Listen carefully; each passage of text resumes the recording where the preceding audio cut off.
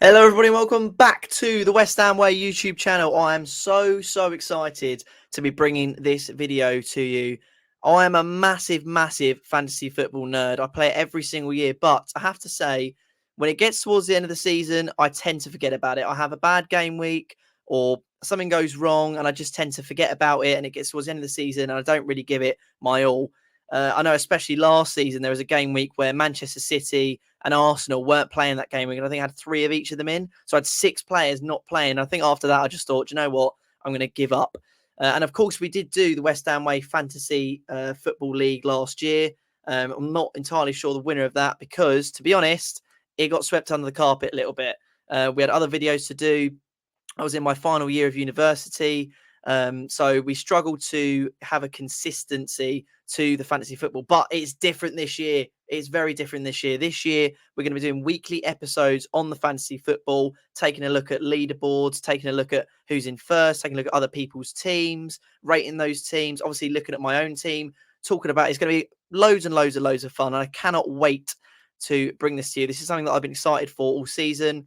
I'm very happy as well to be inviting one of the leaders on as guests. We hope we have a couple of good guests on the show. Mark as well, I believe, will be doing the fantasy football this year. Potentially Dave and X as well. So they potentially might be coming on the channel. Obviously nothing confirmed as of yet, but this is the beginning. This is the beginning of a new series, probably one of the first series actually on the West Ham Way channel, and it will be headed up by myself. Now, of course, we do like to offer some prizes here at the West Ham Way. We love to offer some prizes, one of which, of course, will be that we'll be giving away a home or away shirt or even a third kit when it does get announced to a subscriber for every month. Of course, you know how to enter that. I've told you many a time.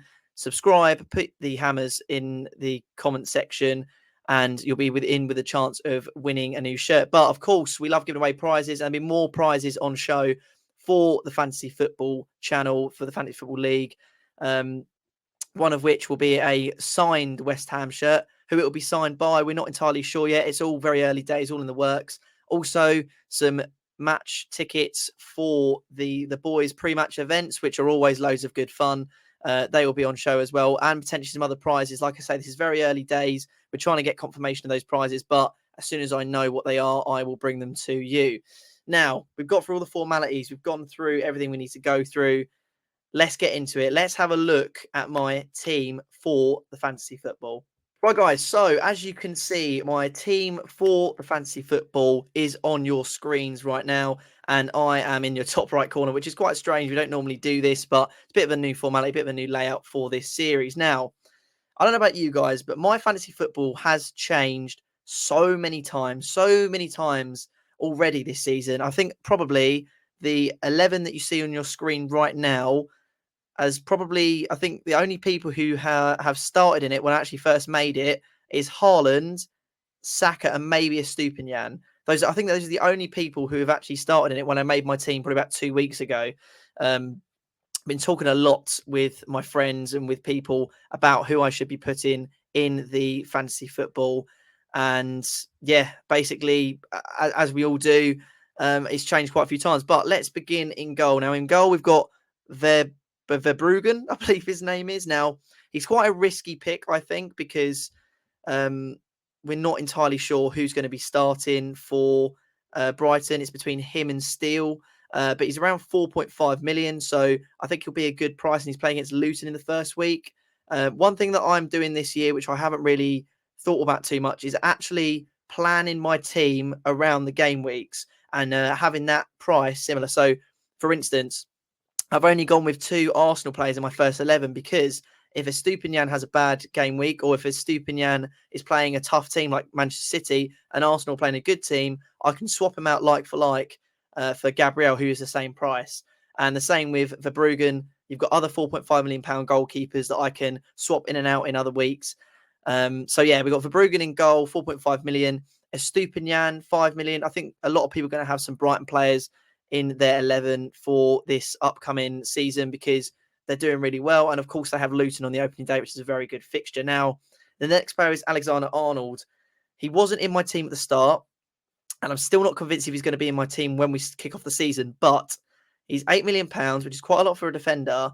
He scored quite a lot of points last season. He's going to be playing a more forward role for Liverpool this season. So for me, I think probably it is worth having him in there. You could get Trippier in for 6.5. But I'm quite happy with my midfield, so I don't really see the need to splash out on a midfield player when I can get Alexander-Arnold in there. He'll get you loads of assists and hopefully a couple of clean sheets too. Next to him, Luke Shaw.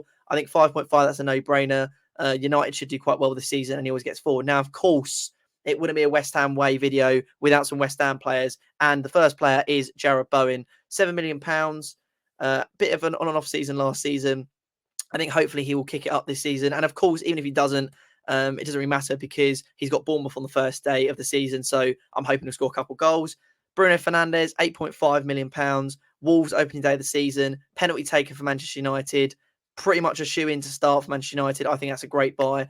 Saka, I don't think he was in my team last season, and I had to put him in there halfway through the season. I don't think I'm going to make the same mistake this season. He will be in there, and he's got Nottingham Forest opening day of the season, so I think that's a good shout. Matoma, there's a huge debate, and Burmo or Matoma for 6.5 million. I personally think you should go for Matoma because Brighton are a better side. They have easier run of games to start the season off, and if Matoma does blank in a couple of game weeks, you can just swap in Mbermo. He's playing. I think they're playing Spurs in the opening day of the season. So Luton for me is a much easier contest. Phil Foden. Now I don't know if he's going to be in my side come the start of next season. The start of the season, sorry. He's one of the most picked players. You've also got Maddison for 7.5 million, who I potentially put in, but I don't know if he's going to start. With Gundogan leaving, will Kovacic take that role? There's so many different scenarios at City at the moment, and we know Pep likes to move his team around. So I'm never ever too content, with putting a Manchester City player in that lineup. But I'm going to take a punt on Phil Foden. Hopefully it pays off. They have got Burnley the first day of the season.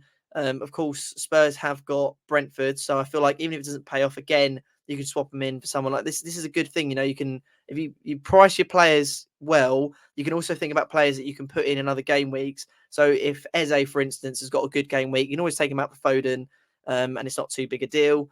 Gabriel Jesus will not stay in my fantasy football team for long.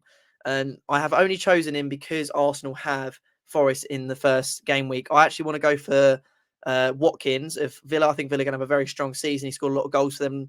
However, I think they start with Newcastle and they've got, I think, Manchester City afterwards. So I don't really want to go for them because I do think that Jesus has a better chance of having a stronger start of the season, but eventually he will be swapped out. And of course, you've got to have Erling Braut Haaland in there. There's no way I'm making the mistake of not putting him in there. £14 million, one of the most, or if not the most expensive FPL player of all time. But I think you have to put him in there because even if he blanks in a game week, everyone pretty much has got Haaland. So if he blanks in a game week, other people have also blanked.